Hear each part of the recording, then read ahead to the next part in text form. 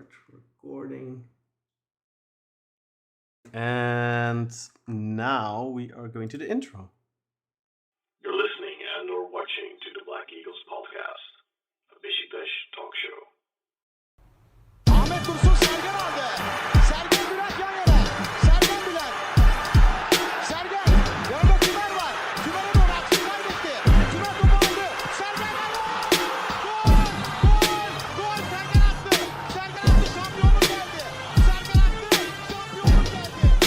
İbrahim'in pası. Roma. Şimdi Ahmet. İkinci gole gidiyor Beşiktaş. Ahmet. Ve gol!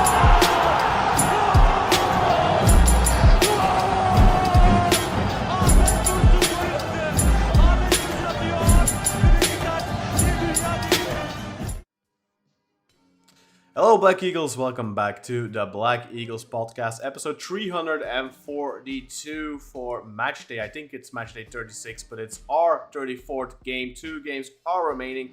Beşiktaş didn't come further than a 1-1 draw away at Alanyaspor, who are in the relegation dogfight, despite a late disallowed winner from Semih Kılıçsoy, which I think personally really should have stood, but we'll talk about that later. Some controversy in this match. Referee Mehmet Türkmen disallowing. We're not live. late. Can't, Stefan. Con, we're not live.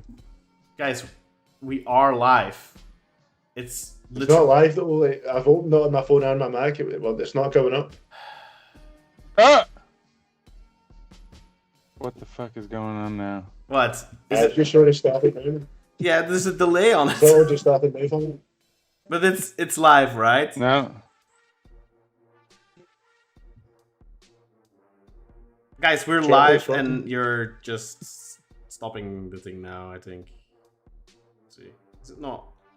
Do I have to? I'm sure we're fine, right? Is it not Let working? me restart YouTube or something. What is this? Oh, now it's live. What the fuck is going on? Yeah, this is just probably a delay, guys. That's all. Sorry for that, people. Is there like a huge delay? Oh my gosh, you're right. Maybe. Sorry. Let's start over Okay, again. No, we're not starting. Stop yapping. We are live. Sorry about this, guys. I know we're live, but they don't see the button, so they don't know. And before, I forgot to press the go live button, and now there's like a 30-odd second delay on us being live, so they are both panicking. But no, guys, I'm not wasting your time again. We are live. We're here to talk about the 1-1 draw away at Alanya. Beşiktaş have dropped down to 4th place, back to 4th place, 1 point behind Samsunspor, and I'll bring up the league standings in a bit, but first I'm going to introduce my co-host. First, from New York City, New York, and his New York Knicks are heading to the Conference League, not the Conference League, the Eastern Conference Finals for the first time since 1999, the days of Patrick Ewing. Sinan Sporting, how are you feeling, sir? Despite this disappointing draw, I'm sure you're still buzzing about your New York Knicks ousting the reigning defending champions, the Boston Celtics. Yeah. It's been a weekend of mixed emotions. First of all, shouts to Sal or any other Boston Celtics fans out there. You guys were pretty great, man. I'm not going to talk shit. Great team and all that. It was a fun season for you all. But yeah, I mean, it's great. It's a great time to be a Knicks fan, although an odd time to be a Beşiktaş fan. It feels like whenever we're positioned to get ourselves above the hump and like build on the momentum that we've sort of been building, we stumble, and right at the most inopportune time. And so yet again, here we are, talking about just exactly that scenario yet once again. But anyway, how are you doing, Kartal? I'm distraught about the game yesterday, but otherwise I'm okay. Everything's good other than the game. I mean, it was a frustrating game to say the least, but we're going to dive into it shortly. Very, very bad game, to be honest with you. Obviously, we had the goal at the end disallowed, which was really, really disappointing, really upsetting. For a moment, we thought we'd won the game. Me and my brother and my dad were jumping about for all of about 3 seconds. Crazy. And then we found out the goal wasn't going to stand. So that was a huge disappointment. The game in general was a disappointment, and it would have been a great moment as well. Even during the game, I was saying to my brother and my dad while I was watching it, I said, look, have we had a last minute winner this season? And the answer was no, I don't think we have. So to have had that moment, the taste of that for a few seconds, and then it goes away, man, it was heartbreaking. Yeah, because those types of wins can be the best ones, right? Like where you're so distraught and you're like, you feel, obviously as fans, you feel powerless, and then you snatch it at the end, and it was a fantastically crafted goal as well. Keny Arroyo, who made a brilliant sub appearance, I think, really put his mark on this game. Fantastic. And gave the assist. And we'll talk a lot more about Keny Arroyo in a little while, but Semih Kılıçsoy scoring the goal, fantastic finish on his part too. What for him I thought was kind of a lackluster showing up until that particular play, but he did really well in the build-up of that goal, and also of course scoring the goal. He did. And then they snatch it away from him, like 2 19-year-old kids, one providing the assist, the other one scoring the goal. Could have been a great start for Keny Arroyo, for him jump-starting him into the first team, and hopefully, this 35-40 minute performance on his part should, regardless of whether that goal stands or not, should jumpstart him starting the next game against Rizaspor. I think there's no more excuse not to start him. But whether or not Ole will do that, we'll have to wait and see. But yeah, lots to talk about. But in the first half, it was really dreadful to watch. I think we had one decent chance, a blocked shot from Ciro Immobile. Other than that, I can't really remember much. And in the first half, it was very lackluster. Our wings were non-existent. We had Rasica and Mustafa on the wings. I'll bring up these the lineups here on the screen. So we had Mustafa and Rasica on the wings, and both of them were very ineffective. And shall I do the lineups properly, Con? Well, shall we just run through them quickly? I feel like we waste too much time on that every week. Don't you? Like, I feel like we spend 10-15 minutes on it, and it's really not necessary, I think. The big part we missed in this game, of course, Oxlade-Chamberlain was out injured. You can go over it, by the way, but just like quick last no backstories, just like that. I think that's better. But I don't know if you guys agreed, but I really thought we missed Jetson's energy. And of course, his grandmother just passed away, and he flew to Portugal this week to be with his family and to attend the funeral. So obviously, you can't fault him for not being at the game. His family emergency, and that you cannot. One wonders where his head would have been regardless if he had played. But we really did miss his pressing, his runs, his energy. I felt like our midfield in particular, João Mario and Amir, were very stagnant. The tempo was really slow. Exactly. Very static, exactly. And in the second half, Keny Arroyo really added a spark of unpredictability. He added speed, he added dynamism, explosivity, and suddenly we became more dangerous. That doesn't mean our second half performance was great, but it was much better. Do you want to run down the lineups quickly, Sina? Sure. Sure. He's like, I don't want to do it anymore now. Fuck you. I mean, I don't want to waste your time, Con. No, but it's just like, I feel like we spend so long on it normally. But so I mean, should I do what? Just our lineup then, maybe? No, do theirs as well, but just blast through it. Just like the stadium announcer, and then we can pick out some players. I'm sure I can already imagine one of them made your list if he wasn't already on it. Well, let's go through it. Let's see. Yeah. So first of all, in goal, 35-year-old Turk Ertuğrul Taşkiran, who, pretty solid day for him, to be honest. Despite, he's not like a name that, and it's not like we're gonna get a 35-year-old keeper. I mean, I don't even know where this guy came from. He's been around for a long time, actually, but I didn't even know established himself starter. Infamously sold to Bosworth for $1 million Yeah, and I thought he just sort of disappeared, right? Like,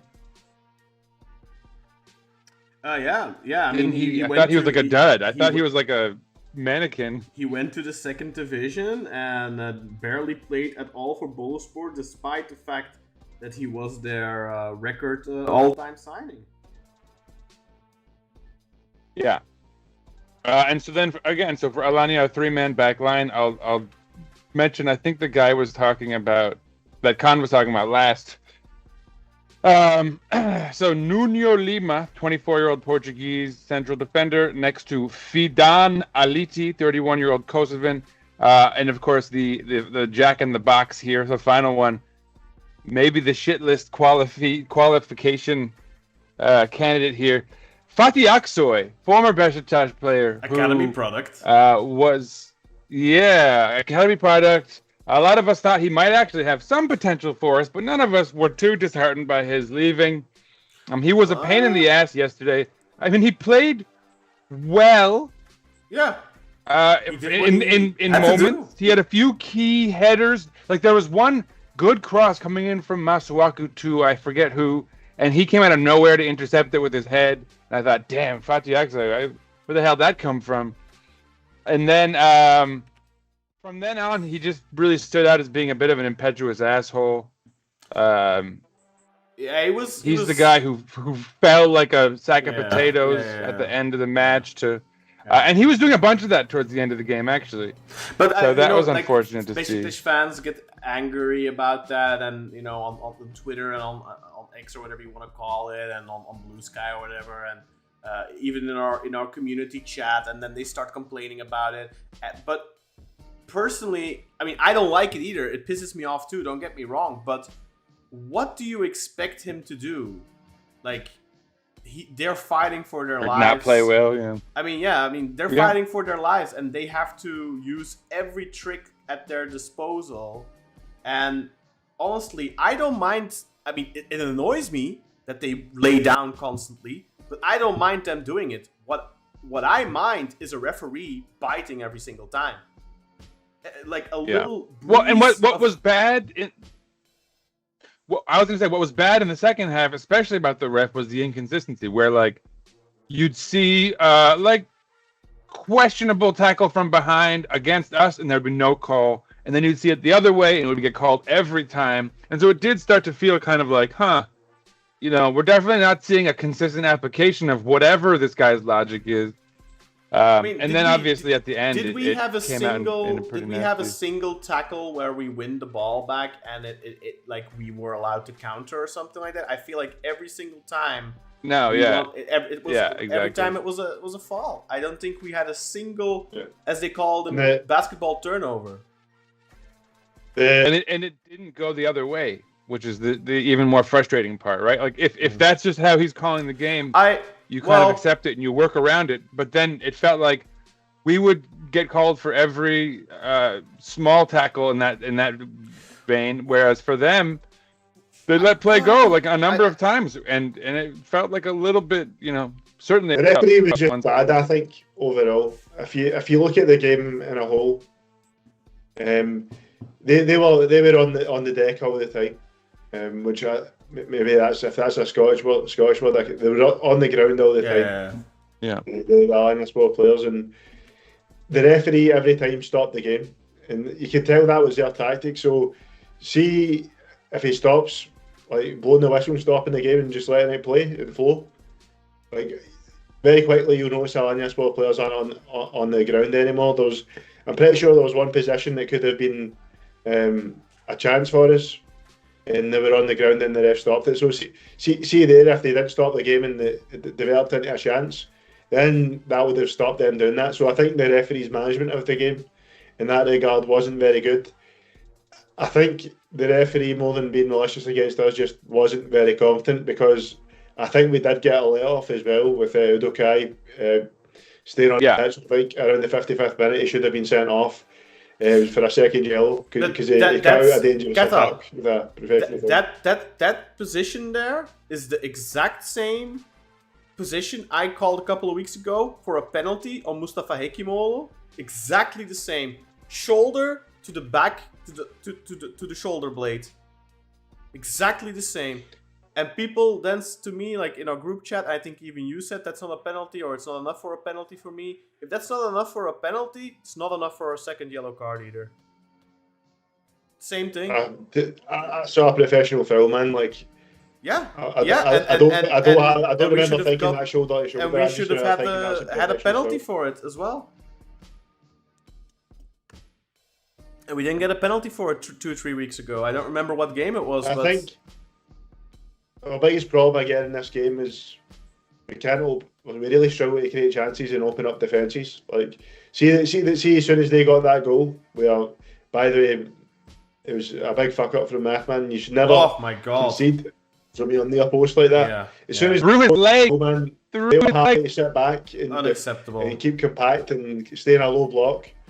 In my opinion, man, like it's been the same problem I've had all season. We can't open up the teams in these situations, and I know you were saying earlier that we missed Jedson, but I really don't think the outcome would have been much different at all if Jedson was there. I mean, if you remember the Kony game or the but Jedson isn't there to unlock them. Yeah, so that's why I'm saying like the problem in this game is we couldn't unlock the opposition. Yeah, so I don't think we would have played a much better game if Jedson was there. No, but I think our midfield would have had a lot more energy and we would have had more pressing. We probably would have had more recovery, stuff like that. We could have had more quick transitions if the referee would allow it, of course. But of course, the big problem were our wings. Our wings were absolutely inadequate, inefficient, didn't do anything right. I think Rashica had a terrible match. He started on the left, something we've talked about a lot in the past, that you Kartel and I have talked about this as well, that we think he's better on the left. He had his chance yesterday. He started on the left, but he was shit. Yeah, every time he got the ball, he cut back, he played it safe, he played it carefully, he tried a couple of high crosses. It was all rubbish. It was the same as always, it was the spamming crosses to no avail. And in the second half, and I think this makes it even worse because you see, Masuaku, he gets really high numbers on FOTMOB all the time and stuff like that because he does a lot of crossing and all that kind of stuff. But 95% of his crosses there's not a lot of idea behind it. And the same thing with Rashica. Yeah. But Rashica is even worse because Rashica, 50% of the time, he hits the first defender. Then 40% of the time, his cross goes over everyone's head. It's not aimed at anyone. And then another 5% of the time, he finds someone. And another 5% of the time, it hits somebody's leg and finds someone. He gets lucky. But with Keny Arroyo... Keny Arroyo, though, comes in. And you can see, as soon as he beats his man, he gets to the back line, his head is up. And he is spotting where his teammates are. And he is looking for them and trying to play the ball into where they're going to be or where they're going to be. Where they already are. So the semi-goal is a perfect example of that. But we had another really big chance for Alanyaspor, which he really should have tucked away. And that's that's what we've been lacking all season. A winger who can do that. Imagine if we had two of them. Yeah. But I mean, the way I feel about this game is that no one impressed me apart from the substitutes. The only players that actually impressed me in this game was Keny. I think Mucci played decent, and then I think Semih obviously had that great moment at the end. No, I don't think Mucci was good either. He was very much. I thought he was decent, man. He tried. He caused some danger, man. He got the assist as well. He got the assist. The assist was the only good thing he did, but he tried. He also gave stupid high crosses. He couldn't really consistently beat his man, but he was eager. He was hungry, but he wasn't. I didn't think he was good. But yeah, Sian, anything to add? Boy, you guys have lost me. I feel like we've bounced. I don't know. Like I had a thought about the goal scored when we were talking about that, and then the wing, and then the lineup, and then so I have a lot to say, I suppose. I mean, generally speaking, I feel like you guys are being a little bit hard on the team In that, I don't think the output was as bad as you guys say, and obviously the lack of chance creation that's dogged us all year, that's been a persistent problem. And I'm not going to say it wasn't, but actually I don't even think that this was one of our worst games in that regard. I mean, we've certainly seen worse, even in pretty recently, in that bad stretch when we were losing games. I'll bring these numbers. I felt this season normally we are the dominant team on the Joes, but we've actually had the flow with us in this game with the Joes. That's because every time we attempted one, we got called a foul. It got called a foul, so then you can't win anything. Yeah?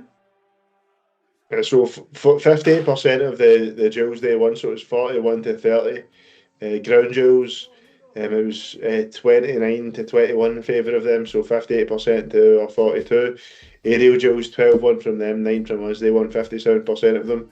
Successful dribbles, we had 7, completed them at a 50% clip. They had 5, completed that at a 63 clip. 2 yellow cards for us, and then they had none, which I think is a disgrace because Fatih Aksoy should have got a yellow card. I think at least he was playing very dirty. But yeah, I think the fact they've got 0 yellow cards, I think that's a bit of a joke. But no, this was a shit game, guys. Our midfield was pish. Like Amir and João Mario were rubbish. Amir had that maybe one good pass all game, and that was a pre-assist to Rafa's goal. Mario maybe had 2 good passes all game. He found Maso accurate wide well once, and then there was another time he found Immobile who fucked up the control. That could have been a chance potentially, but other than that, they just played sideways balls, backwards balls, were very static, no movement. Just very, very like they really lacked inspiration. They were very, very lethargic. Yeah, it was just very poor. Look. If you play if I might, Oxlade, I think if Oxlade or Jedson was playing instead of João Mario, you would have got a better performance out of both of them, I think, in this game. Not saying it would have made a huge difference and we would have scored, but I think they would have been better than Mario. I think there's one thing we can say for sure now. João Mario at the number 8 is not very good. He's not the answer. I think where he is good is where he's out the left and he kind of tucks in and comes in the middle. And kind of provides an extra man in the middle. In that position there, he a little bit too, but started out the left, kind of coming in. I think he's been useful, but as a number 8, I really think he lacks the motor to do it. I think that's just we've seen that all season. I don't think there was any games where he started at the 8 where we thought. I think all those games where he's been good, he's either been at the 10, he's seen it like Sinan said, or I think for the most part he's been kind of playing like an inverted player, kind of moving in a wee bit and being an extra body in the midfield and making some nice passes from there. It was very bad, I thought. Yeah, I'm usually a big João Mario proponent, and this was a game where I really don't have much in the way of a defense for him. Same thing with Felix Urukai. He's one of his biggest fans. Yeah, I think he probably had. But nowhere near as bad. An injury very early.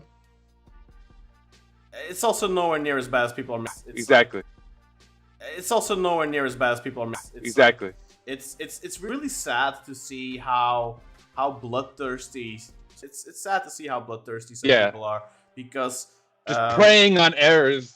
Yeah. Let's do that, guys. Can we talk about the goal real quick? Because I feel like that's where people are really hyper focusing on. I mean, there's some talk of, as Cartel said, maybe he deserved a second yellow. Objective they are, and the lens through which you can see the context, like as Khan was mentioning, you look at other calls that aren't made, and but so there's no rhyme or reason to Turkish referees. I think if we just look at that goal really quickly, and people are really hyper fixating on Felix Udokai's role, I actually think he does a good job with his body of getting. I forget the Korean guy who scored his name, but he gets him out at an physicality. His actual tackle is weirdly angled. I'll grant people that.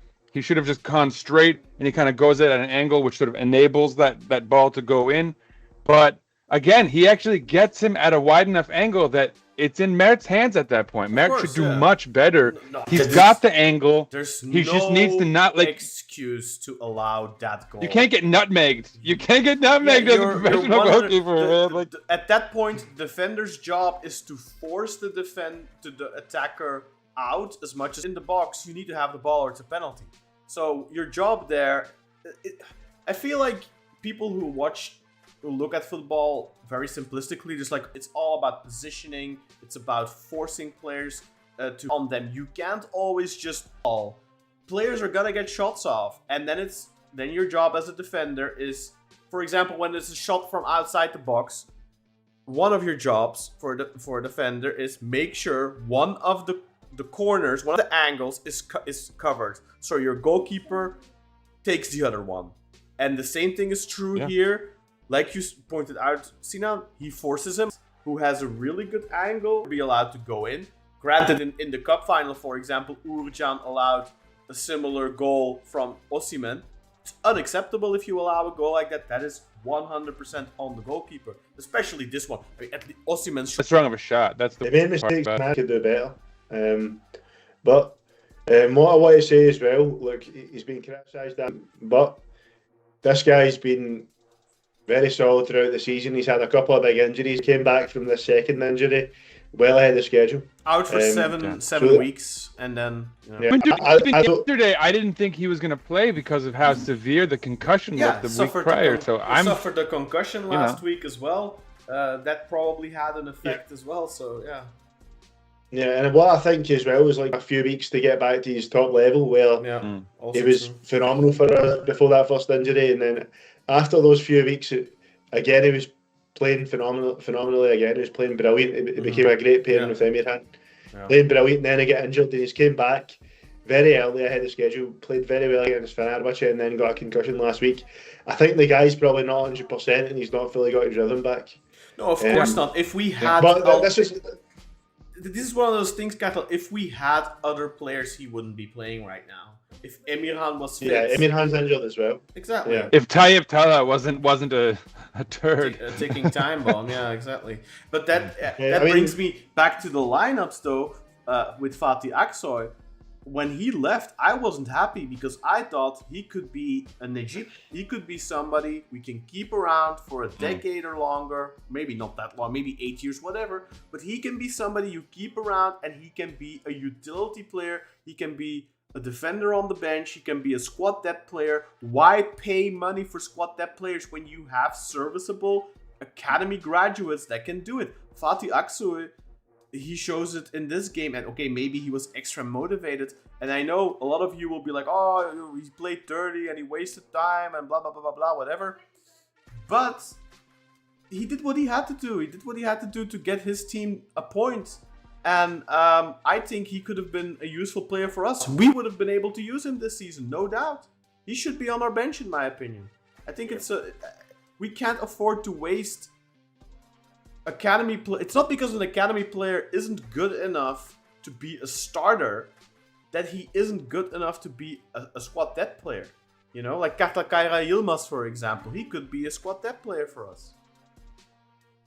And I think with him, it's really good what we've done. We've extended his contract. We've loaned him out. He has been able to get precious playing time the last 3-4 seasons. He is getting close to being a finished article now. And now at 24-25, next season, hopefully, he's going to be a valuable squad member, I hope. And I think we should have done the same thing with Fatih Aksoy instead of just letting him go and including him in a player trade for who do we even get for him? Wagner? Wellington. Who? It was Wellington. Wellington, okay. But Wellington was 30 or 31 years old at the time, and you give them a 22-year-old player or something at the time. I mean, now Fatih Aksoy is 28, but back then he was like 22 years old. Like, that doesn't make sense to me. Doesn't make sense. If it's an academy player, and you're like, yeah, this guy's never gonna be good enough for Beşiktaş. He's like Birinci League level or something. Okay, but Fatih Aksoy at that point had already spent a really good season at Sivasspor, where they qualified for Europe, if I'm not mistaken. He had proven himself. He did not deserve to get shipped off like that. So I 100% think he's right to play like a prick against us because I think we wronged him. Yeah, I think I was gonna say, I think he clearly has a bit of a grudge. Who was the left back we sent there with him? Yeah. He was also a prospect. Ahmed. Gülay. Yeah, right. Ahmed G. Ahmed Gülay, he was I had a supposed to nickname be for a him. bigger talent than Ridvan, remember? But I don't even. Yeah, he kind Yeah. of fizzled out. I mean, you know. To be fair, they both ended up big flops, man. Ridvan's a flop. as well. That is Ooh. not fair. Ridvan, Not to the same Ridvan- extent. I think. Not to the same extent, but he's flopped as well. He's came over here and he's been chronically Yeah, injured, but he you know, played. and, like, He he's not played lived up to when the he's fit. expectation. He plays Kartal. He played the majority of the season this season for Rangers. And I don't think the Rangers fans are too happy Yeah, with of him. course, to be honest. I think they they're want not to too move on. happy with him. He's injured all the fucking time, but he played like 30 games this season. You can't say that's the same as Ahmed Gülay. Where's Ahmed Gülay? Obviously, not, but Birinci Lig, ikinci they're Lig. both flops Where'd he in my go? eyes. Where is he? Yeah, but Ridvan is a player that how much minutes did Ridvan play this season for Rangers? I bet he played around 2,000 minutes this season. And I'm not disagreeing with you. he's played a fair amount, man. But He's obviously injured now not to again, the by same the way. extent, but they're both flops. But I don't agree with you. I don't agree with you that he's a. I think in terms of Ahmed Gülay, they were saying he's a bigger talent than that. Is what I'm saying. Anyway, let's to the lineups. If there's any players that we have anything left to add to, otherwise just feel free. You left off with. Yeah. We definitely did but the hey, back line. are we okay? Yeah, Just video though, right? Like the sound works. I just want to Yeah, the- confirm that. the frame rate's bad. Yeah, we'll have to look that up. So for Alanya in their midfield, in the center of their midfield, they have Nicolas Janvier, 26-year-old Frenchman, next to Richard or whatever, 31-year-old Brazilian. On their wings, I guess we got to talk about Yusuf Özdemir, 24-year-old Turk, opposite a name that we've all been hearing about as fans of the Turkish Super League for years, Florent Hadergyonay, one of my favorite names. Yeah, the frame rate's horrible. I don't know what's up with that. I'm gonna close the screen sharing. Maybe that's the problem, guys. That's fine. We get a sense of it for now, yeah. Sergio Cordova, 27-year-old right side opposite Ui-jo Hwang, 32-year-old South Korean, with, of course, Andraž Sporar, 31-year-old. Any comments on any of those guys? I mean, that goal by Hwang was really solid, I Hwang. thought. I actually think he did well. I mean, I thought... he done well to get the shot off, but it should never be going in, Cena. Like, man. No. You're right. No, the save. We've already talked about that, though. You know, I for me, Merritt letting it go between his legs is almost amateurish. And that, to be honest, that guy kind of saved us as well by missing that chance they had. Was that him? Was that? And it was a good night for us. Yeah, he's what's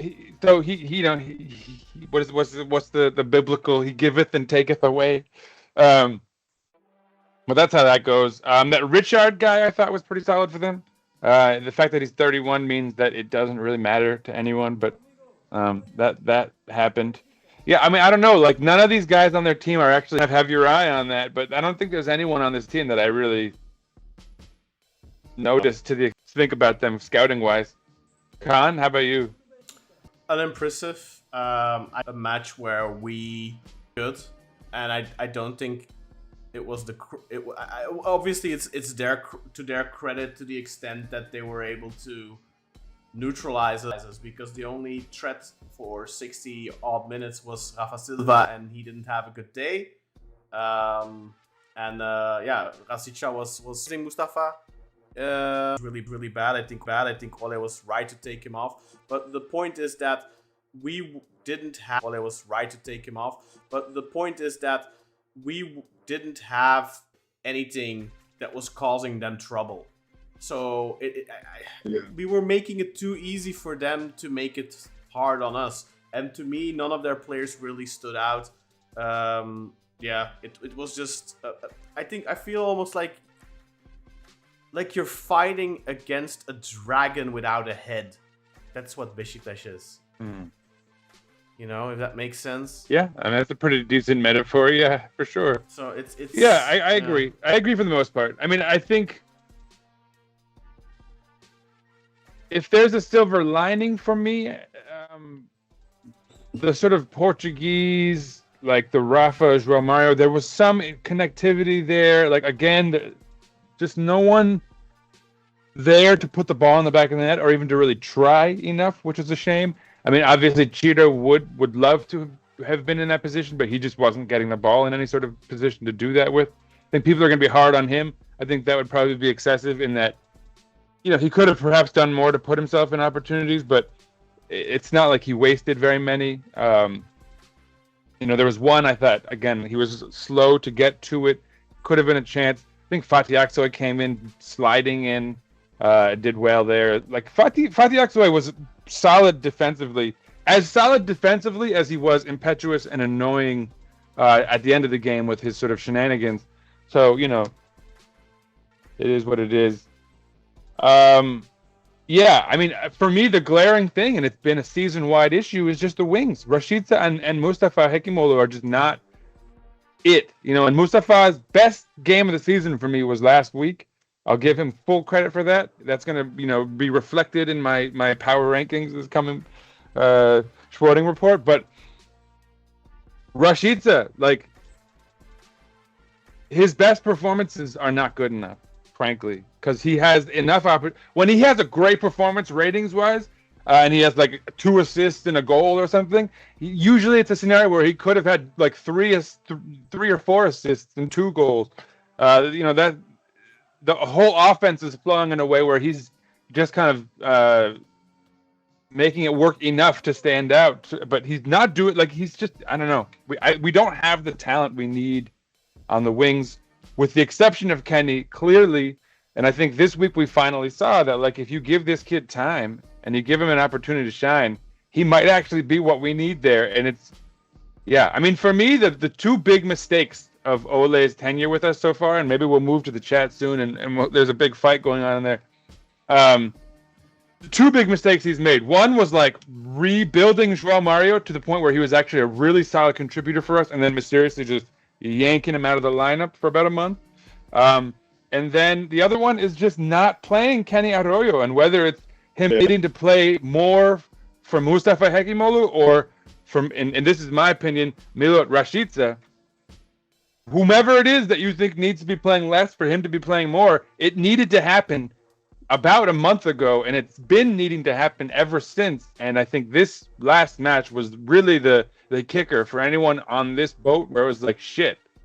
Not only were we probably right that he needed to be playing more, but it's pretty evident exactly what we've been missing. And it was, as Kartal and Yukon have said, immediately came out there and it was like, holy shit, we're creating chances. Holy shit, he's providing flair and cutting back and doing all the things that we weren't doing until he got out there. So yeah, this was actually the first time we saw his dribbling ability. I kind of criticised that he wasn't taking his man on, but I think maybe that was a confidence issue, because we saw him do it yesterday and he was brilliant at it, and his creativity was brilliant as well. He kept trying to make things happen. Forming triangles, they created 2 chances in the minutes they played as well. It was really, really impressive, man. And if there was one silver lining to take from this game, it was the coming of Keny Arroyo. Obviously, he's been here since January, or February even. But I think this was the first time we truly saw what he was all about. Before this, we saw some glimpses of some nice passing, but we didn't really see much other than that. But I think last night was the first time we saw what this boy is really about, and hopefully he can keep playing and he can build on that, and he can turn into a huge star for us. Because if he keeps building on that performance from last night, we've got a special player on our hands, I must say. And to me, really, the only proper silver lining of this game is Keny Arroyo. Was Semih better yesterday, or no? He had really Keny kind of lift his performance. See his pass to find Keny was fantastic. Yes. Coming in Did deep. You notice how Semih always has these partnerships with other, last year he and Mucci had that, a few games where they were just kind of figuring it out together and interchanging well. Maybe he's one of those guys that thrives off of a of kind of partnership of that nature. Because yesterday I thought he and Keny. I mean, I to some extent I feel like Semih played well because Keny kind of lifted him. But I wonder if maybe I'm being hard on Semih. You know, I don't know what you guys. I don't think he played great apart from that one moment, but that was a beautiful moment. The pass to find Arroyo, gets it back as well, and it was a phenomenal finish from Semih, man. Just. You'd be upset if we conceded that goal because it has nothing to do with the play. I wouldn't have even seen it. I feel like we've conceded a ton of. I feel like there have been so many goals we've conceded where there has been like even more than one foul in the build-up, and it's like they're not even going to look at this, are they? And, and they typically don't. And like if it directly impacts the play, if it's like directly involved in the build-up, Rafa had no involvement in this build-up whatsoever, and the player who he runs into, and it's two players bumping into each other outside the penalty area. That's the thing. That's the thing. That's literally what it is. There's no foul insofar as there's two guys running off ball in one direction. Both of them need to stop and change their direction immediately. Neither of them do so successfully. One of them is in front and the other one is behind, and so of course there's some contact, and it's not which even is deliberate. Not only incidental, and the guy gets not only incidental, but not deliberate. Guy gets completely away, like outside of the run of play. Like, for me, this is not a foul. But the single most important thing, that fall happens. I counted it. 8 seconds before the goal. If you think as a referee that is a foul, blow the whistle immediately. Yeah, exactly. This is the thing, though. As much as I agree with that. It wasn't actually Mehmet Türkmen's decision to give that a foul. It was the linesman, the same linesman that put the flag up for Rafa's goal as well. He said there was a foul. But you could say, look, see, you can give the goal, and then if it's really a foul, exactly. That is what they should have done. So, I do think it was a. Whether it was the main ref or that side ref, the fact that it's that same side ref who tried to flag both of our goals off, like as soon as he got the chance. For me, that makes it even fucking fishier, honestly, because he must have the first goal, 55 on his number plate. He was so ready to call that offside, and the motherfucker was wrong. Like, so the idea that this guy, his like initial call is what we're defaulting to, seems absurd, frankly. And again, like I don't think it was a foul. I think they're both running one way and having to change direction on a dime, and neither of them do so successfully because they're both moving quickly, and like their momentum carries them, and just one of them happens to be in front of the other, and his body kind of carrying into the other. But like they're both basically going down, or at least like neither of them has anything to do with the play, even if they successfully managed to pivot on a dime, and neither of them did. So I'll put it. It felt like highway robbery to me. That's a fall only in the Turkish Super League. Let's be honest. I was talking off air with Katal earlier about this, and I think this is one of the big problems with Turkish football. Why it's not popular abroad, and that is the fuckery. And no, not just the fuckery. The standard, the culture. I'm not going to describe refereeing. If you look, for example, the Premier League, but the Premier League is the polar opposite. In the Premier League and in Scotland, you can do anything, almost.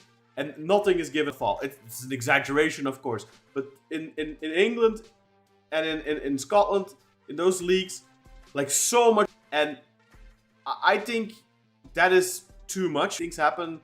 I remember us were bombarding Rüştü in the goalie's zone. And to me, that's always a foul. It's in the 6-yard box there. If you hinder the goalkeeper and you touch him and you prevent him from doing anything to make a save, and that's the kind of stuff in England that's allowed. That's too much for me.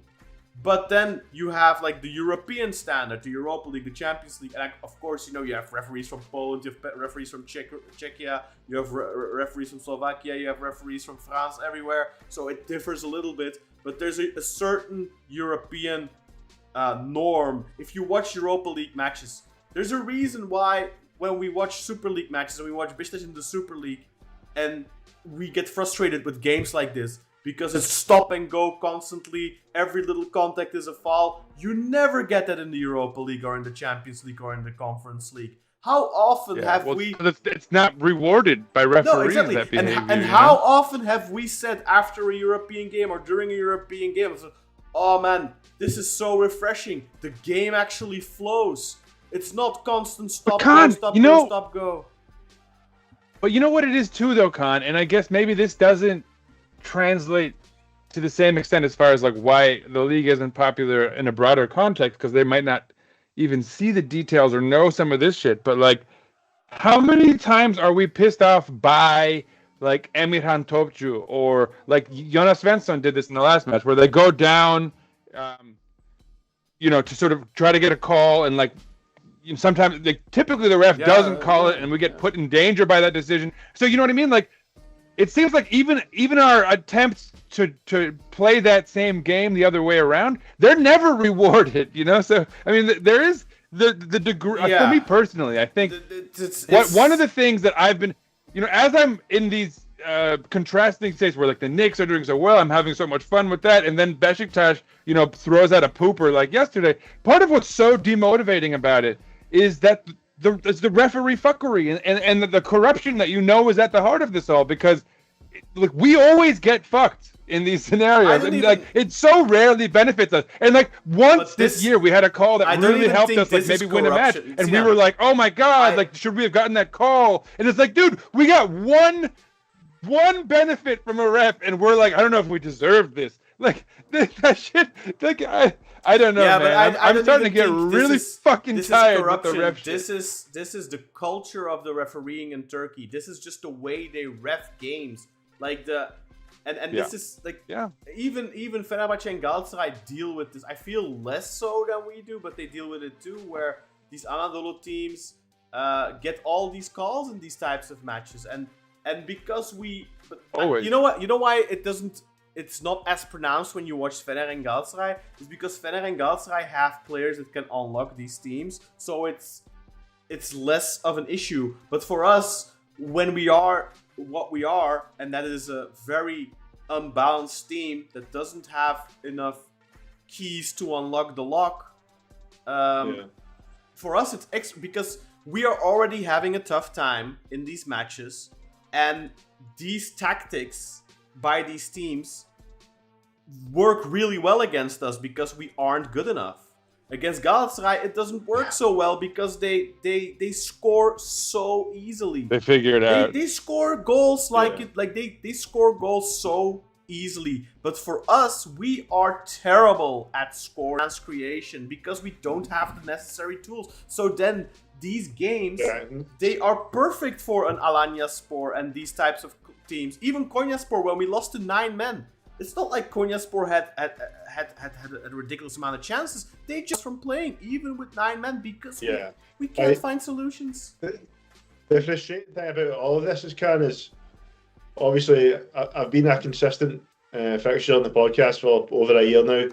I had a couple of sporadic appearances before that, but we've been friends for a long time, right?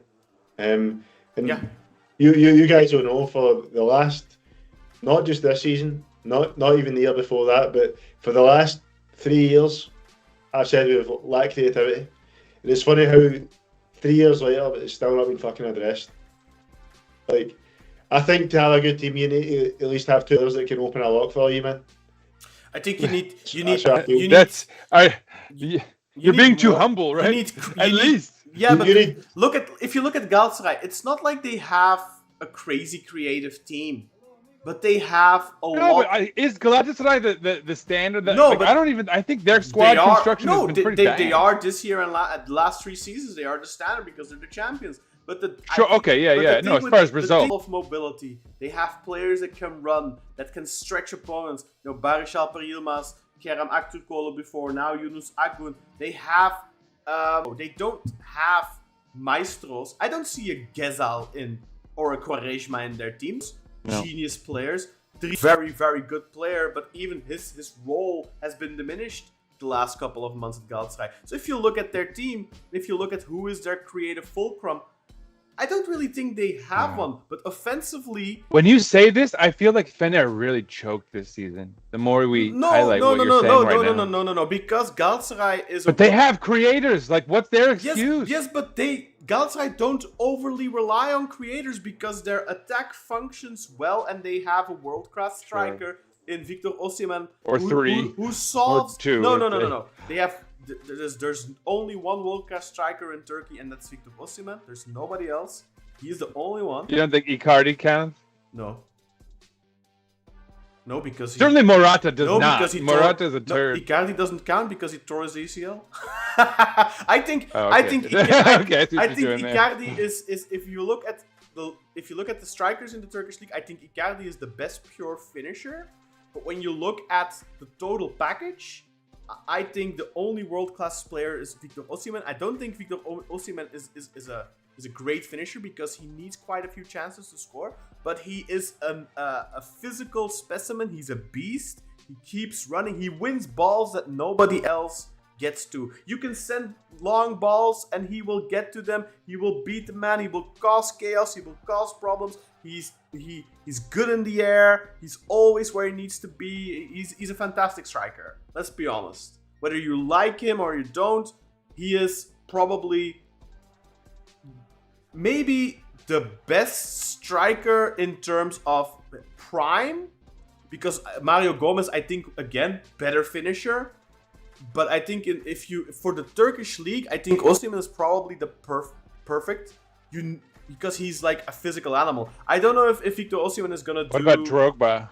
Drogba, but wasn't in his prime, right? Drogba is the same. Okay, yeah. Drogba, well, Gomez wasn't quite in his prime, I guess, was he?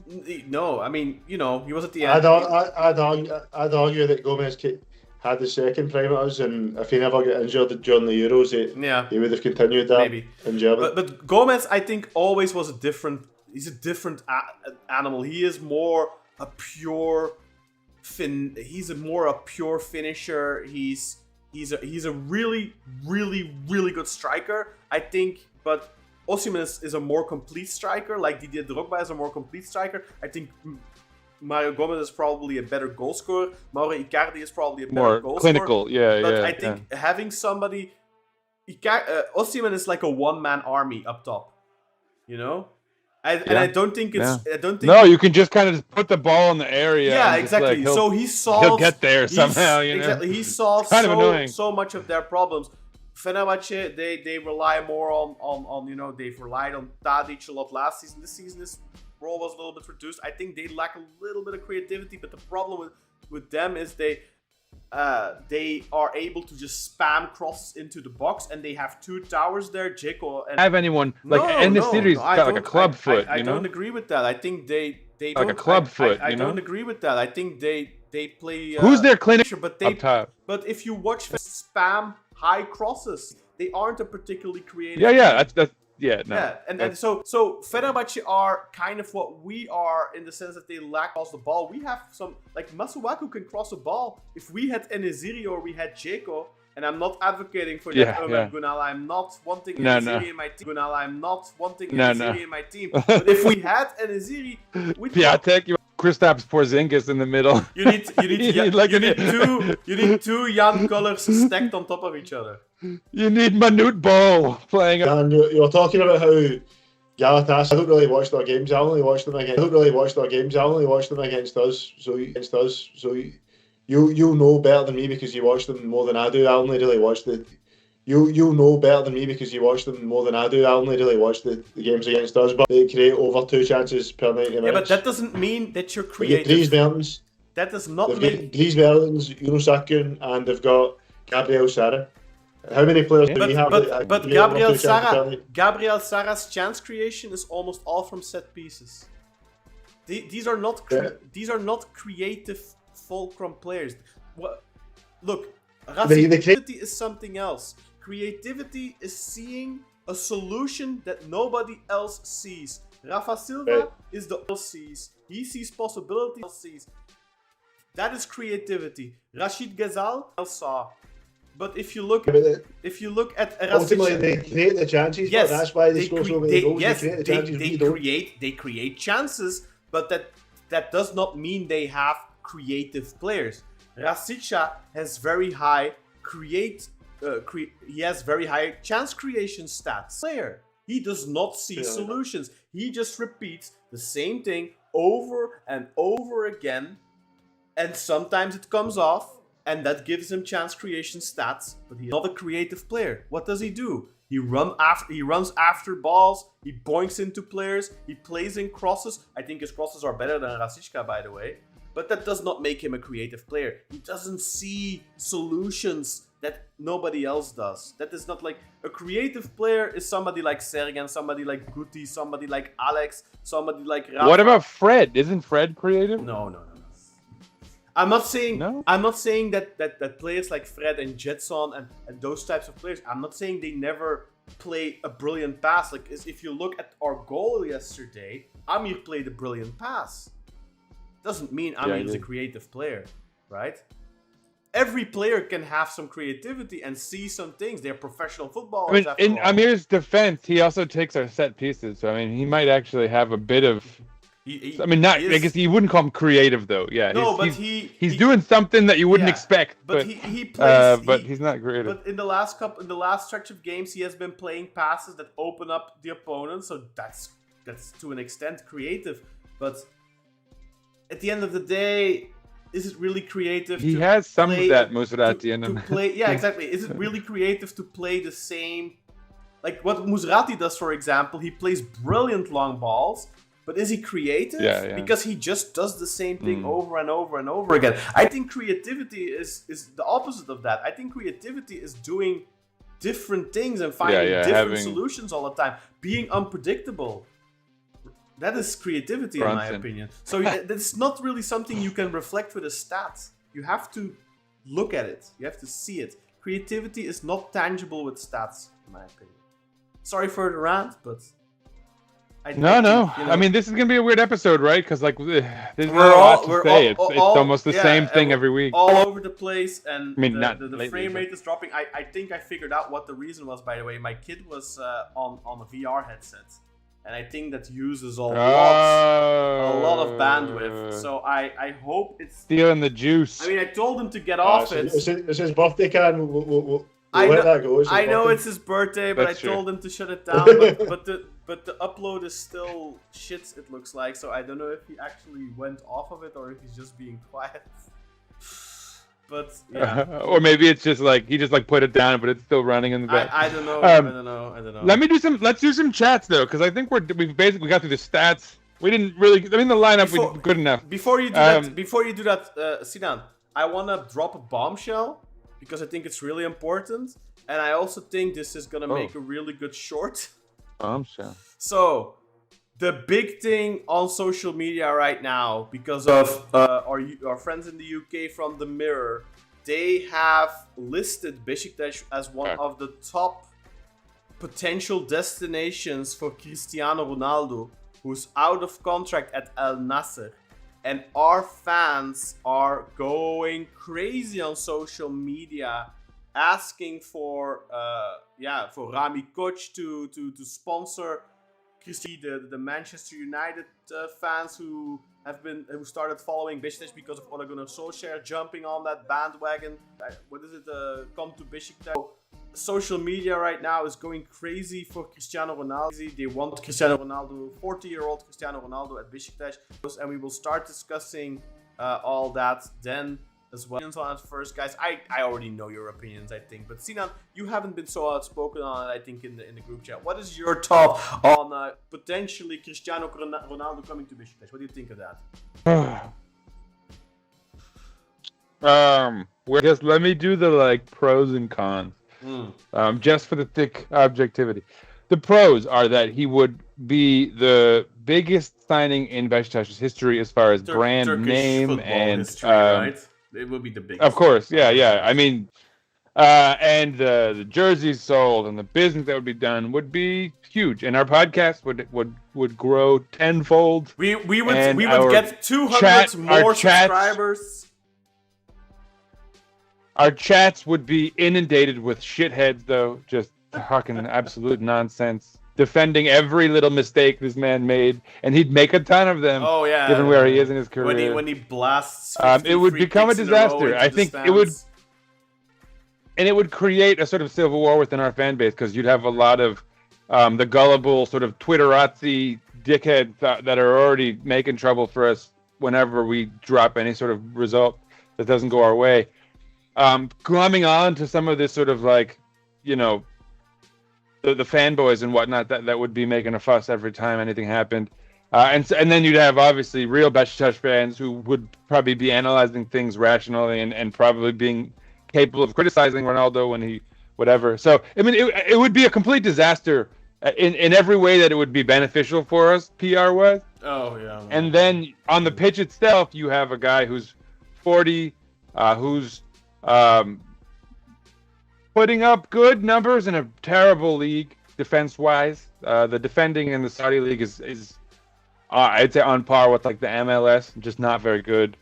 Yeah, it's dreadful.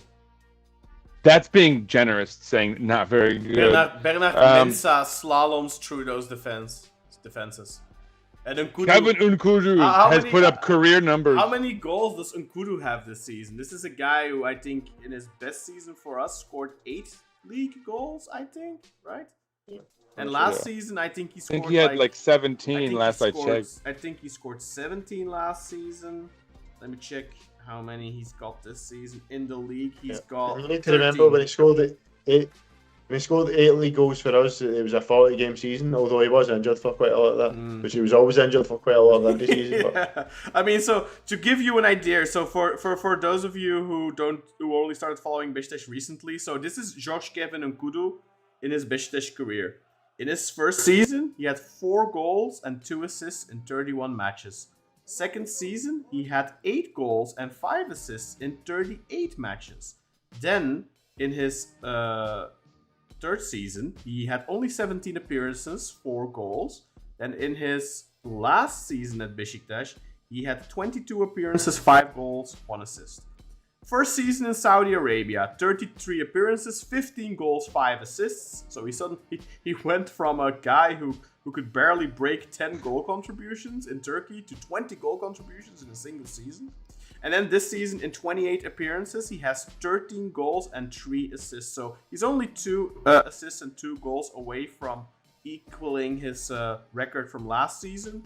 And he has 5 less games played. So, I mean, the guy is, ripping up that league. And to give another impression, another player that played for Beşiktaş and didn't really impress that much. Don't get me wrong, I liked Nkudu, but like Nkudu is not somebody that's prolific and a good goal scorer, and just the fact that he scores so easily in that league. Ex-Beşiktaş player Bernard Mensah last season 31 appearances, 14 goals, 2 assists. His one season for Beşiktaş, let's see, he played one season in Beşiktaş, 36 games, 4 goals, 1 assist. So from 4 goals, 1 assist to suddenly 14 goals and 2 assists. I mean, that league is questionable. And look, if you don't believe me, if you don't believe us, watch it. Follow the United States sports. You don't even have to watch it. Follow the U.S. sports media, ESPN, FC, and stuff like that, because they're a Fox Soccer Network. They're hyper obsessed with tossing up the highlights of Messi and Ronaldo whenever they do anything, because it gets people yelling at them in the comments. And every highlight that you see is just like, look at this stunning header by Ronaldo, and somehow he's just like all alone in the box. And it's just like, yeah, he had like an hour to figure out where he was going to put that header. Like, great. Just terrible defense in that league.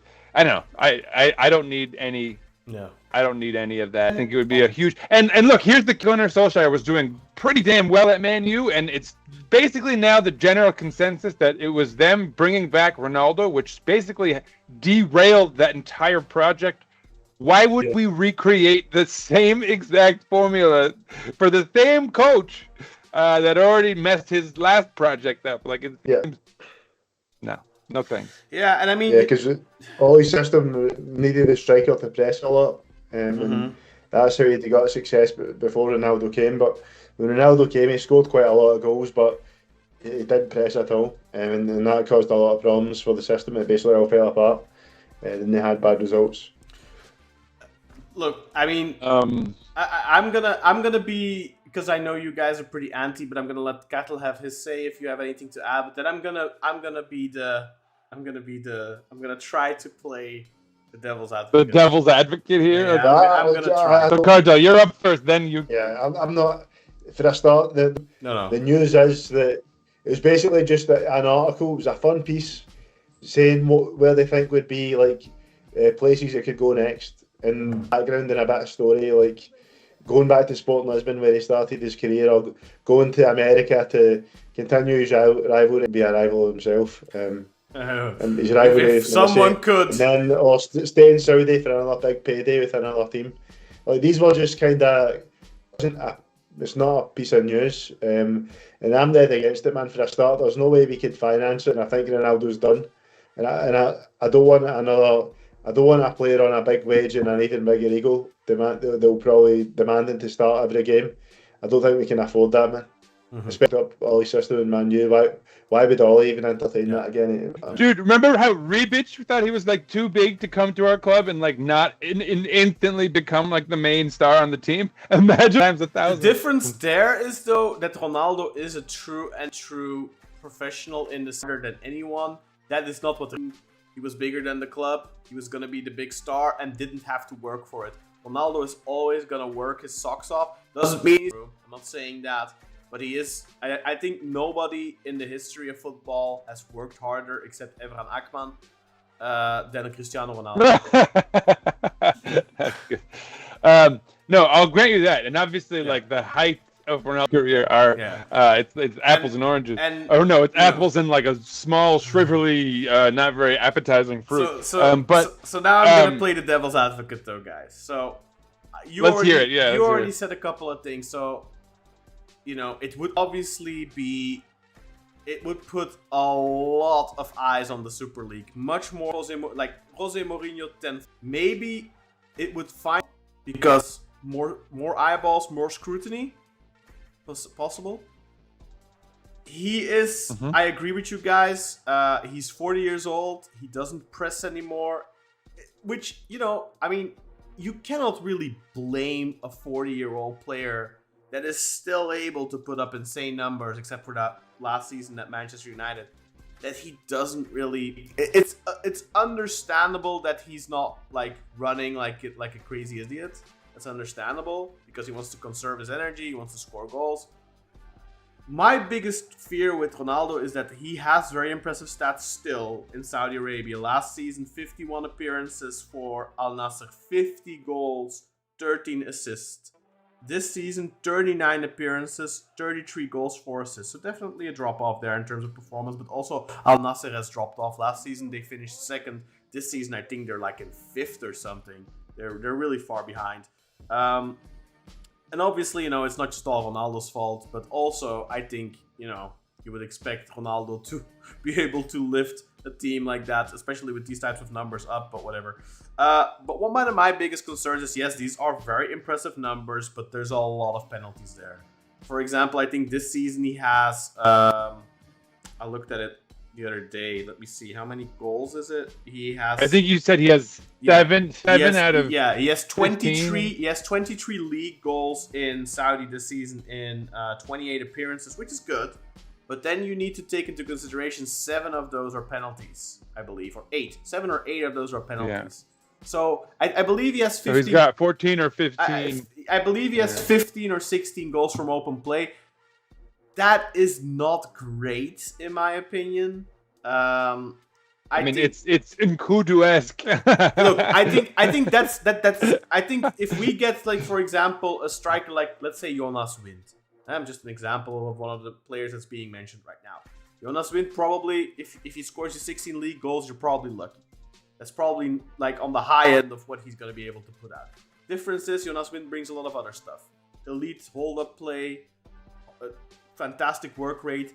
He sets up other players. Like he's like Karim Benzema was, like what Karim Benzema was for for Ronaldo at Real Madrid, or what Olivier Giroud was for Griezmann and company at workhorses. They enable other players to shine, right? That's Firmino at Liverpool too, exactly. Those types of players, and we could go with that. We're bringing in a striker who's only gonna get you goals, like Ciro Immobile, for example. Like, okay, Ciro Immobile kind of stuff, but not like he used to be able to. The work we're just talking about. So from a striker like that, you can score 25 goals, but if you score 10 penalties, then you still had a pretty average season. The difference with one of the big issues we've had this season is that we have zero aerial presence. Cristiano Ronaldo would, of course, this aerial presence. He has an insane vertical leap. Yeah. And obviously, we'd get presences in the box. And all that kind of stuff. So in turn than Ciro Immobile, because he offers you more. You know, he's a great finisher. Ciro is a great finisher, although we unfortunately haven't really seen that this season.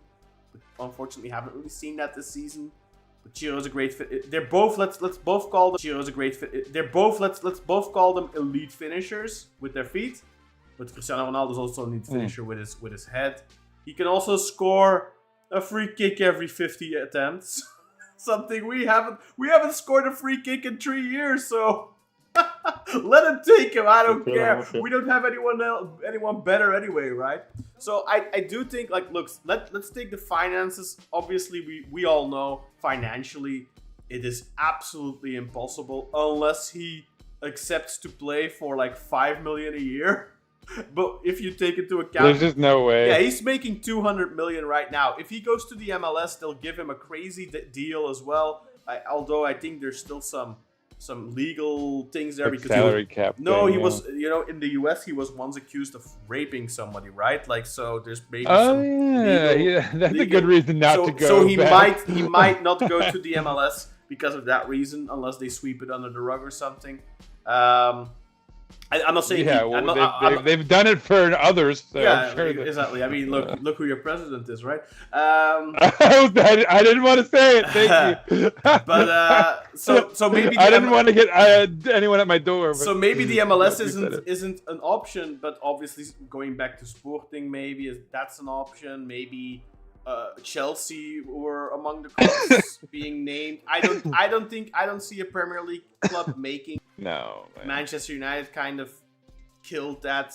Like, it was already impossible for him to find an elite club after Manchester United. Like, nobody wanted him anymore. I think Bayern München toyed with the idea, but then they decided to wait for Harry Kane or something. But also, like, of course, they decided to wait for Harry Kane or something. But also, like, of course, I think one of the main reasons elite clubs didn't take the punt is because of his ridiculous wage requirements. Of course, if you would go to Bayern München, they wouldn't pay him 200 million a year. That's the money that the Saudis needed to put on the table to even make it possible for him to consider going there. I don't know what his realistic wage would be in Europe. I don't remember what he was at on Manchester United. I'll look it up, actually. How much was Cristiano Ronaldo making in his final season at Man United? So obviously, he's not going to be able to make this money anymore, but £480,000 per week.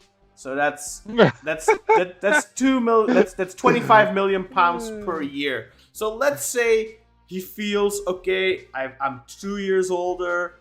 I know I'm not going to get that money anymore. Let's say he cuts down his wage demands and he only wants 15 half as much. Only wants 15 million. Only want 12 mil now. Or 12 mil. Double Rafa. Let's call it 12 mil. Beşiktaş cannot afford that. Of course we can't. The only way that would be possible if somebody would pay it out of their pocket. But if you're going to pay that type of money out of your pocket, hey, give it to the club. Give us like four good players. Give us the 12 million so we can buy our debt out or something, or buy young players. Or let us get the 4 starters. There's not much point in spending too long on this, talking about it, because it's not going to happen. It isn't. It's a stupid fantasy that wouldn't even be beneficial, I think, to be honest. No. Those already came out and said it's not happening. Our plans continuing the way we explained from the start, which is to first of all make this team competitive, but also decrease the age of the team. They're not going to sign these older players.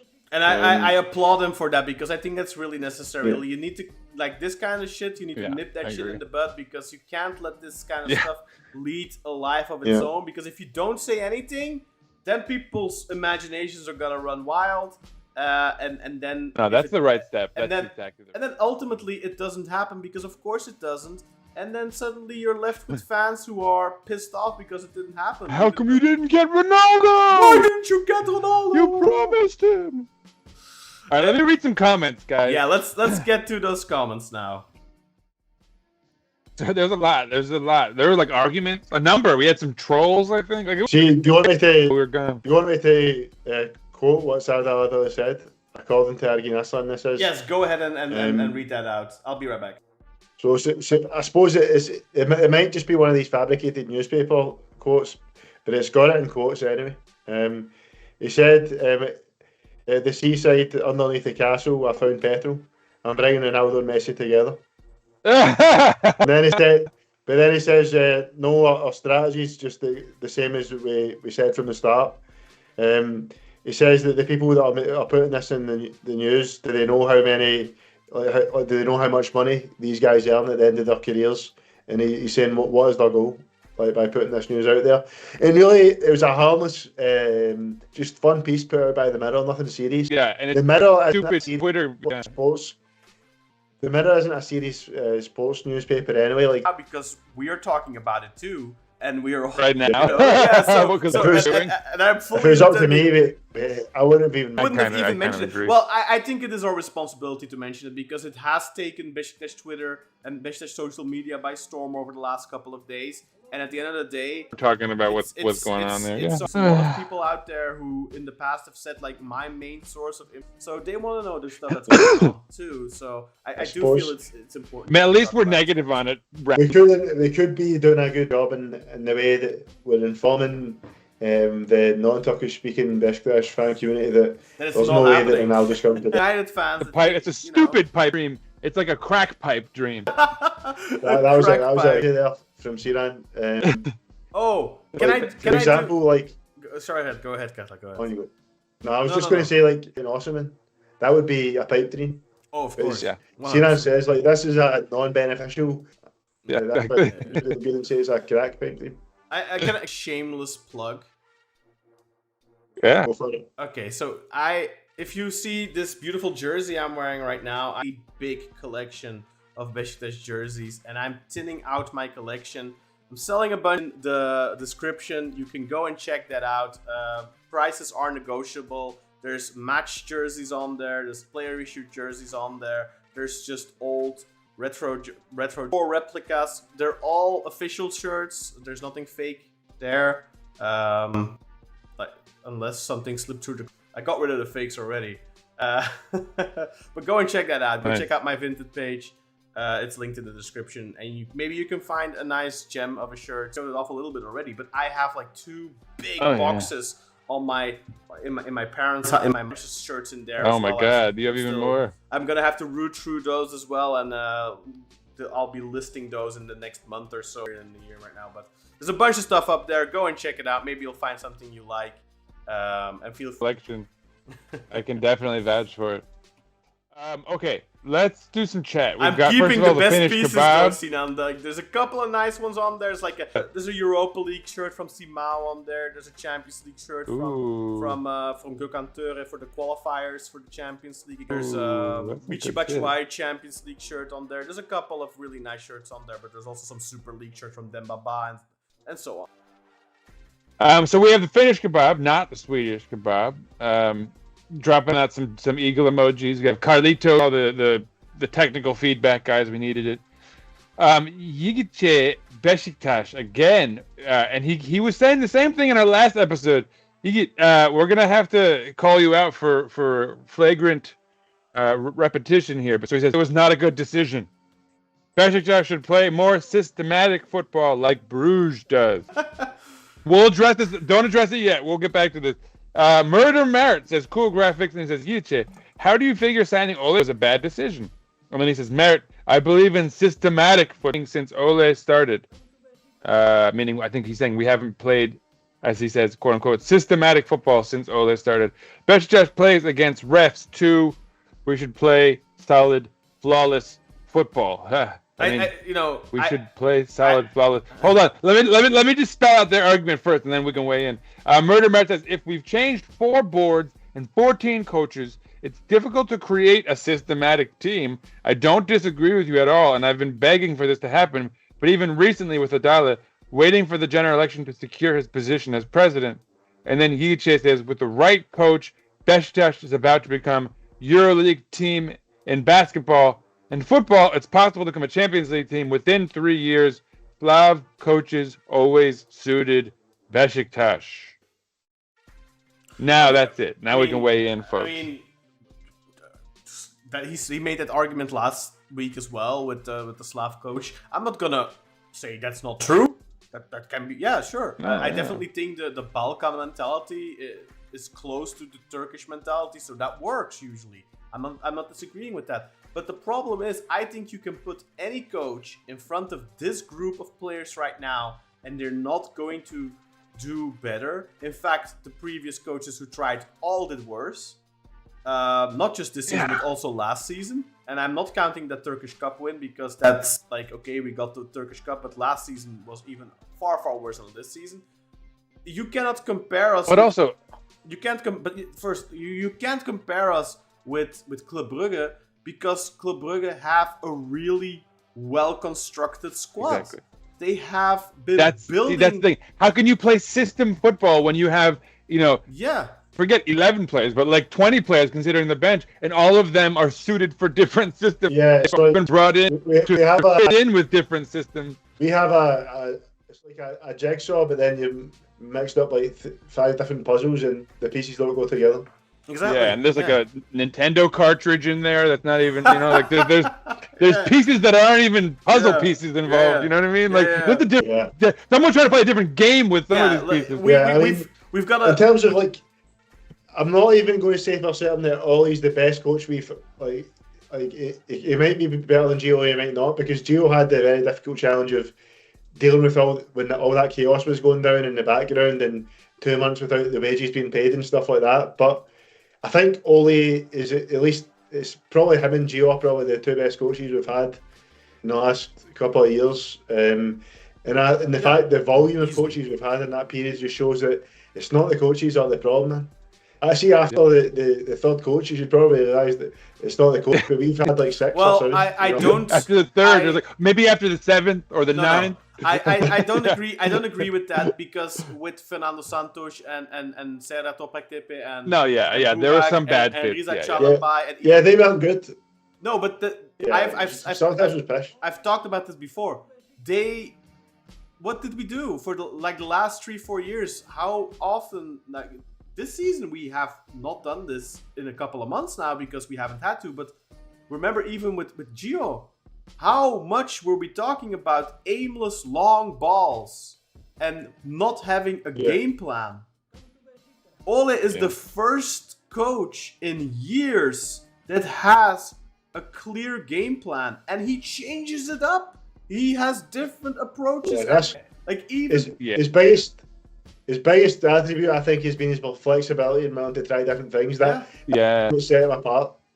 Lovely. It's great. It means there's some sort of analytical process at work. And if you want to know my opinion, I think his strongest suit thus far has been his man management skills. He's brought the absolute best out of like 6 players that seemed dead for rights before he arrived. So I don't know. I feel like he's a good coach. The thing I would argue in Gio's favour perhaps is I think that football level that we saw at the start of the season, apart from maybe the Bilbao game in the first half against Ape, we've not really seen that replicated under Ole, but at the same time the squad's changed a bit and stuff like that as well. I'd argue that the squad's even weaker potentially. But I'll give you an argument, by the way, why I think Ole is clearly better than Gio, and my main argument there is that I'd say definitely the flexibility can for sure. Yeah, not just that though. Gio, when stuff isn't working, did not make changes. Every game, and at the first I was like, but it's just coincidence, but it was like that every game. he waited until minute 65 to make changes. He did not make substitutions. Yeah. He did not Yeah. make tactical changes. And Like, Ole, would you agree with me though, Cam, that maybe the height of Gio's game we saw like better football? Would you think that's maybe an accurate assessment? that's not fair because they came out of the season, out of the preseason, and they, the momentum was different of the team. I don't think that's fair.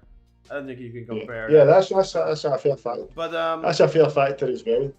But definitely the ability to make the tweaks and change things, I think all these guys by far is, well, Sinan's also said his man management as well there, been two great qualities of him as well. But as far as we know, we've not had big wage payment issues under Ole. I mean, maybe there has been, but we've not heard about it. But you'd think we would have heard about it by now, considering how far we've got. And I think maybe the best indicator is if Masuaku's playing well, the wages are probably being paid. Yeah, and it's not just that. It's also like this. I don't know if you saw this recent interview Ole gave in the Norwegian press, but he was talking about changing the culture at the club, and he's really investing a lot in changing the mentality behind the scenes, in making the players less of spoiled brats.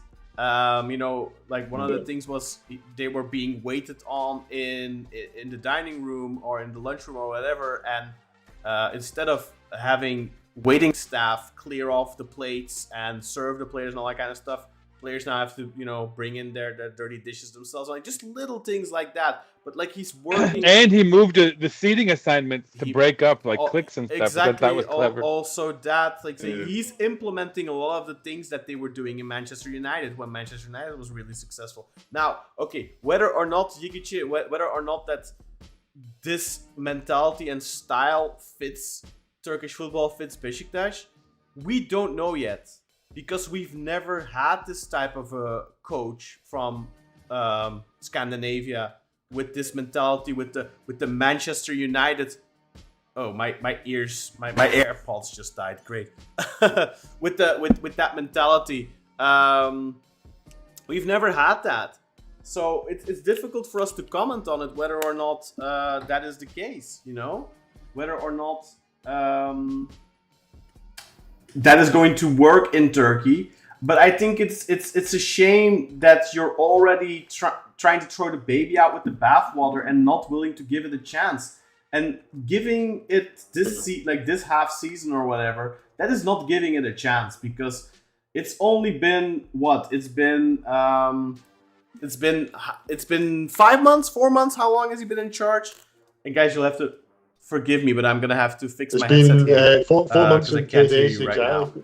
But so I think the sample size has been way too small to judge whether or not he is the right man for the job. And I think writing him off at this exact time is just wrong. It's also not he's not been given a fair chance yet either, because he hasn't been given a preseason. He hasn't been given the chance to. He hasn't been given a proper transfer window. Exactly, and he is still working with the trash that the squad that we've been wrongfully putting together over the last couple of years. And again, I'd argue, and I repeat myself, but I don't think you can put anyone in front of this group right now. You can put like Alimpiewicz's football equivalent in front of this group at the moment. I don't think he's going to do much better with this squad. See, Karen, I want to say something that's very important.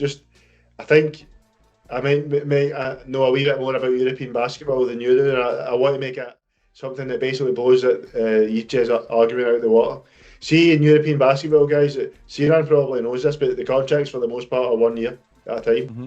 So that means basically every year that team has been rebuilt from scratch. So basically, Alimpiewicz's has been able to build his own team alongside the general manager since he's been there. Ole's not had an opportunity to do that. Gio didn't have an opportunity to do that. So it's very different.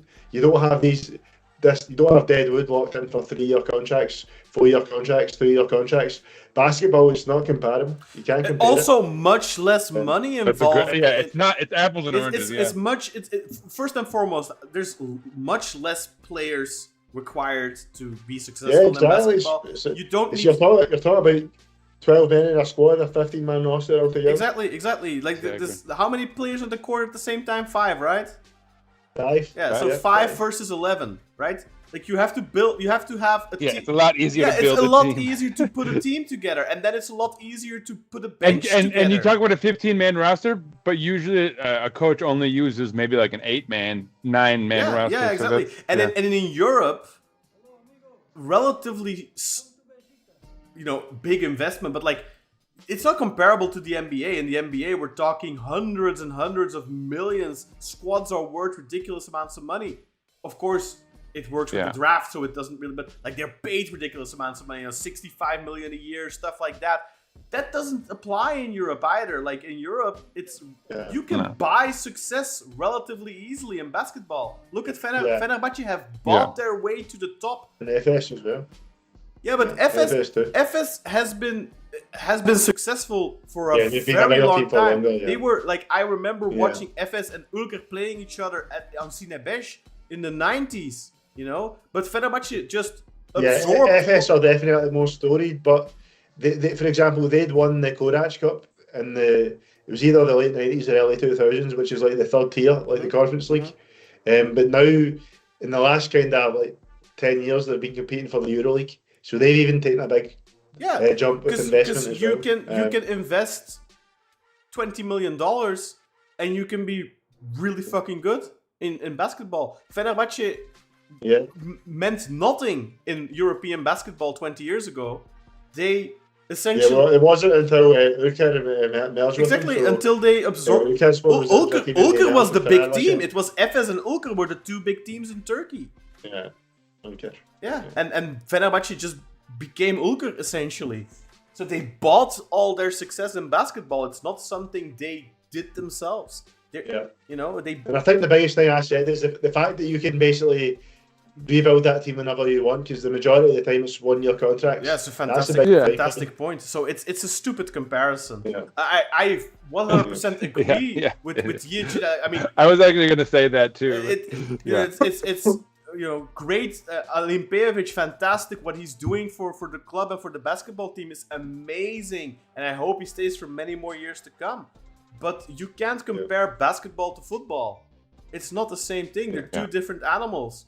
And yes, I get where you're coming from, that like the Slav mentality works well in Turkey, because it does. It's proven. In the 60s and in the 70s and in the 80s, Serbian and Slav coaches were very successful in Turkey. When's the last time a Slav coach won the Super League, though, right? When's the last time? Because this is the argument that those idiots in the Turkish media always make. Wow, foreign coaches don't win the Turkish league, right? So at least Yigic isn't saying that. But I understand where he's coming from. Yeah. But I think like he made the argument last week, like Slaven Bilic. Slaven Bilic did a really good job laying foundations, but he didn't win jack shit. He couldn't even win a derby game. Yeah. At least Ole has played. Yeah, Ole's already won more derbies than he did. He's got 2 derbies under his belt, and he's got 2 wins. He beat Athletic Club as well in Europe. Let's not forget. And he beat beating Trabzon this season isn't anything special, but like Ole has already shown his ability to tactically handle the pressure of big It was a big games. moment for them, because that was their chance for their season to kind of like, they could have maybe competed for a European spot if they had gotten a result there, and it kind of maybe but stunk them. Anyway, let's do these comments. Yeah, let's continue with the comments. Yes, we're done with this. But thank you very much for your input and for giving us something to talk about. We appreciate it. Yeah. We don't agree with you, but that doesn't mean like maybe you will turn out to be right. Maybe Ole isn't the right man. No saying. But let's give him a chance. Come on. Yeah. Mario, Yo-Yo, what up, Eagles? Good to see you, Mario. Yusuf's in the chat. Murder Merit. Mostly buffering stuff and, kind of talk about technical issues. Apologies for that, everyone. We're adjusting to a new streaming service. We'll get there. And so it's sort of a quiet chat because of that. People are like waiting for the whole thing to get uploaded so they can watch it without delays and buffering issues. So we get it, no problem. Rockstar, new name, says thanks for the great channel, guys. Thank you. And then Cartel, I might need your help here. I think this might be some trolling. It looks like two people were going at it. I don't want to I like practicing my Turkish pronunciation stuff, but I don't want to accidentally read curse words or anything offensive. So, do you see what I'm reading here, Cartel? So it's Oğuz Alici says Ali Koç istifa. Okay, fine. Sizne anlatıyorsunuz. As a Beşiktaş fan, I don't agree with that. Let Ali Koç stay for 20 years. Let's see. I'm gonna get it. Let me see if I can find that. Oğuz is saying, what are we explaining? Probably, obviously, he doesn't speak English. He's saying, what are you guys explaining? He's saying. And then Murat Özgün says Ronaldo gelir mi abi? And then he's saying basically is Ronaldo going to come? And then Oğuz says Ronaldo gelir. I don't know if this was an actual, if this was it just a typo or he actually meant it, but he wrote Ronaldo gelmez bence. And see to Domal in Turkish is to bend over. So just see just the way that this came off. It's like Ronaldo. I think there's a little back and forth, right? It was a typo. I don't know if it's a typo or if he actually meant to say Ronaldo instead. Basically, the guy that Domal's to bend over, so that's quite funny. Probably not a typo though, because then he would have had to fat finger twice, right? Yeah, that's quite funny, man. And then tek de Ali Koç mu alır Yaz Yıldırım mı? Oh, too funny, man. He said in a one-on-one fight who would win, Ali Koç or Yaz Yıldırım, which is Yaz Yıldırım's daughter. Is it one-on-one? And then Murat is that a fake? Wait. Is it one-on-one or does Ali Koç get to bring his entourage? Because that is important. Yeah, and they're gonna walk in and have you guys seen it? Onto the pitch, onto the ring. Aziz Yıldırım's daughter.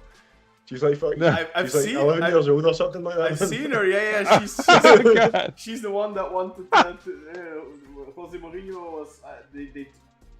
He had her talk to Jose Mourinho and stuff like that, right? Aziz, at the beginning of the season. Okay, that's fine. But no, how the fuck does he have an 11-year-old daughter, man? The guy is 70 years old. Jesus fucking Christ! Don't make kids when you're 60. That's ridiculous. I mean, yeah, that's what I was talking about. He's clearly got a wife that's considerably younger than he is. I mean, yeah, must be. Yeah. I mean, if I was rich like that, maybe. I mean, different life, of course, but maybe I would too. I mean, what you gonna do with all that money otherwise, right? Then we got Murat things at a fake chat on the right side of the screen. No Murat, my comment is there. Look, so these guys are having a little thing, they're having a moment together. Ali Vonal. No one is going crazy for Ronaldo, bro. LOL. I think this is probably everyone. There's just a bit of chatter going on over there. Carlito Amir is not an improvement. They shouldn't have called him back. Send Musrati away with this deal. I think we've already basically addressed that. Then we have Carlito saying hashtag come to Beşiktaş. Ronaldo. Oğuz says come to Beşiktaş. Domaldo. So no, that was clearly not a mistake. Carlito. Murat Musrati is the best MF I've ever seen in my life. A midfielder, I mean, not mother effer, I suppose. Okay. And then we have 800k Yasu, another new one. Goes Ben nere düştüm ne anlatıyor bunlar. He's confused. He's clearly confused. He's went on a Beşiktaş streaming. It's in English. He's saying where eşekler toplanmış. Neden İngilizce konuşuyor bunlar? Havalı. I feel like we have to have a short video that introduces our channel or something, man, that explains why it's in English, because we keep. I know, right? Every week we do this, and you have to pin it so that people. Yeah. I'm gonna say this, guys. Beşiktaş are the only, Galatasaray just got their 5th star, but you know what Galatasaray does not have? An English podcast. Beşiktaş are the only Turkish club to have that is big enough, that is grand enough to have an English-speaking podcast. The others have tried and failed, and they have some crappy audio quality podcasts and stuff like that. I'm just having a laugh there, but seriously, Beşiktaş are the only club in Turkey that has this. So why question it all the time, guys? You should be embracing Yeah. it. Give us a subscribe. Support us. It's a Help great us it's a spread great the tool to gospel improve your of the English. Great Black Eagle. That's right. That's right. Finally, the last comment is Yeet, and I won't even read it because we've actually already addressed it. My only advice is Yeet, check out the episode, watch it again. We talked in depth about the whole Ronaldo thing, and what the media, who presented it, how it was presented, why it is bullshit, and that's all I think we need to really say about it. Any parting words, fellas? Anything to say before we check out? That's Yeah, that's fine. I think I've said no, everything.